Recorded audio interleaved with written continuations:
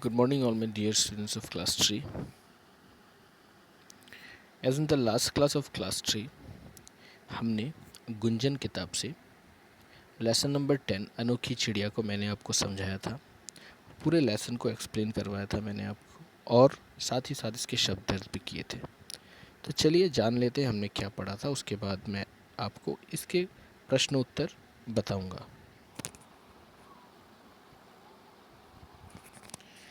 जैसे कि आप देख सकते हैं, जो उनके दो बच्चे अपने पिताजी के हाथ से लिफाफा लेने की कोशिश कर रहे हैं। तो इसके बारे में मैंने आपको बताया था कि लिफाफा उन बच्चों के राजन चाचा, जो कि न्यूजीलैंड में रहते हैं, उन्होंने भेजा है।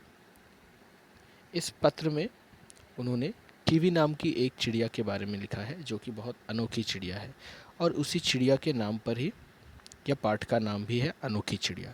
तो इसमें हमने कीवी नाम की चिड़िया के बारे में जाना था, जो कि बहुत छोटी होती है और फ्लाइटलेस, यानी कि जो उड़ान नहीं भर सकती, उड़ नहीं सकती है।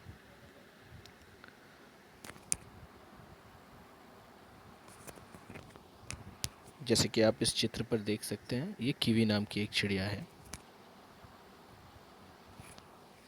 फिर मैंने आपको बताया था किस तरह मोहित और रानी, जो कि दोनों भाई बहन हैं, उनके पिता उन्हें समझा रहे हैं और अनेक दूसरे चिड़ियों के बारे में बता रहे हैं जो उड़ नहीं सकते।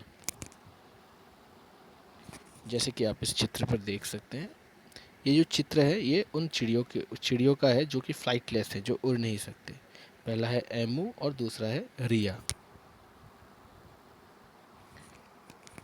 तो चलिए आज हम प्रश्न उत्तर करते हैं। तो पहला प्रश्न है, कीवी की तस्वीर देखकर मोहित ने पापा से क्या पूछा। तो लिखित में ये जो चैप्टर 10 है अनोखी चिड़िया, उसका पहला प्रश्न है कि कीवी की तस्वीर देखकर मोहित ने पापा से क्या पूछा। तो जब पहली बार मोहित ने कीवी का चित्र देखा, चित्र देखते ही अपने पापा से कुछ पूछा था। तो क्या पूछा था, तो उत्तर में क्या लिखा है देखिए, कीवी की तस्वीर देखकर मोहित ने पापा से यह पूछा कि पापा, यह कौन सी चिड़िया है।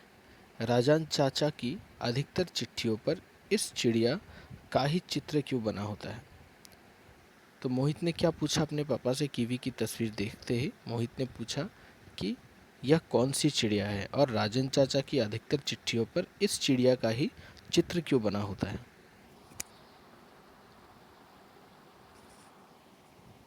प्रश्न ग देखिए क्या है, कीवी कहाँ रहती है और क्या क्या खाती है। तो प्रश्न यह है कि कीवी नाम की चिड़िया, जो मैंने अभी आपको चित्र भी दिखाया, तो कीवी नाम की जो चिड़िया है वह कहाँ पर रहती है और क्या क्या खाती है। कीवी न्यूजीलैंड के घने जंगलों में रहती है, जहाँ वह केचुए, कीड़े मकोड़े और कंदमूल खाती है। तो कीवी नाम की जो चिड़िया है वो न्यूजीलैंड के घने जंगलों में रहती है, जहाँ वह क्या खाती है, केचुए, कीड़े मकोड़े और आदि कंदमूल खाते हैं। नेक्स्ट प्रश्न नंबर घ, ऐसे पक्षियों के नाम लिखो जो उड़ नहीं सकते हैं और बताओ कि वे पक्षी कहाँ पाए जाते हैं। तो इस ये प्रश्न यह है कि ऐसे दूसरे पक्षियों के नाम लिखने हैं जो कि उड़ नहीं सकते, और आपको यह भी बताना है साथ साथ कि वो कहाँ पाए जाते हैं। तो जैसे कि मैंने उत्तर में लिखा है, पहला है कीवी, जो कि न्यूजीलैंड में पाया जाता है। उसी प्रकार दूसरा है एमू, जो कि ऑस्ट्रेलिया में पाया जाता है। तीसरा है रिया, जो कि न्यूजीलैंड में पाया जाता है। और चौथा है पेंगुइन, जो कि अंटार्कटिका में पाया जाता है। मैं फिर से और एक बार उत्तर दोहरा देता हूँ। कीवी न्यूजीलैंड, एमू ऑस्ट्रेलिया, रिया न्यूजीलैंड, पेंगुइन अंटार्कटिका, ये उन पक्षियों के नाम हैं जो उड़ नहीं सकते। अब देखिए मूल्यपरक प्रश्न में क्या प्रश्न दिया हुआ है। मूल्यपरक प्रश्न मतलब सोच कर लिखो, जो हमें खुद सोच कर लिखना पड़ता है। तो प्रश्न क्या है देखिए, गर्मियों में पक्षियों की मदद करने के लिए आप क्या करेंगे। तो गर्मियों के दिनों में, ग्रीष्म के दिनों में, समर में पक्षियों की मदद करने के लिए हम क्या कर सकते हैं। जैसे कि गर्मियों में हमें पता है कि पक्षियाँ इधर उधर भटकते हैं, उन्हें प्यास लगता है, भूख लगता है, लेकिन पानी उनके पास होता नहीं है, तो हम कैसे मदद कर सकते हैं। तो उत्तर यह है कि गर्मियों में पक्षियों की मदद करने के लिए मैं अपने घर के सामने एक कटोरे में पानी और चावल रख दूंगा, ताकि पक्षियाँ गर्मी में अपना प्यास बुझा सकें।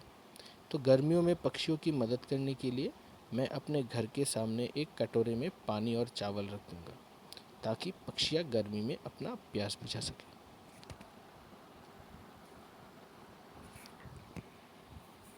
ख नंबर प्रश्न क्या है देखिए, कीवी की शारीरिक बनावट कैसी होती है? 3-4 वाक्यों में लिखो। तो यहाँ पर हमें वाक्य लिखने हैं कीवी के शारीरिक बनावट मतलब कीवी का जो शरीर होता है वो किस प्रकार का होता है, उसके ऊपर 3-4 वाक्य लिखना है। तो कीवी की शारीरिक बनावट कुछ इस प्रकार होती है। पहला है कीवी के शरीर का आकार लगभग चूज़ों के नाप की होती है। दूसरा है उसका शरीर गोल मटोल और हल्के भूरे रंग के पंखों से फूला हुआ होता है। और तीसरा है उसकी जो चोंच होती है, उसकी चोंच लंबी और पैनी, जबकि टांगे छोटी छोटी होती है। तो इसी के साथ हमारा यह पाठ भी समाप्त होता है। दूसरे कक्षा में मैं नया पाठ शुरू करूँगा। तब तक के लिए धन्यवाद।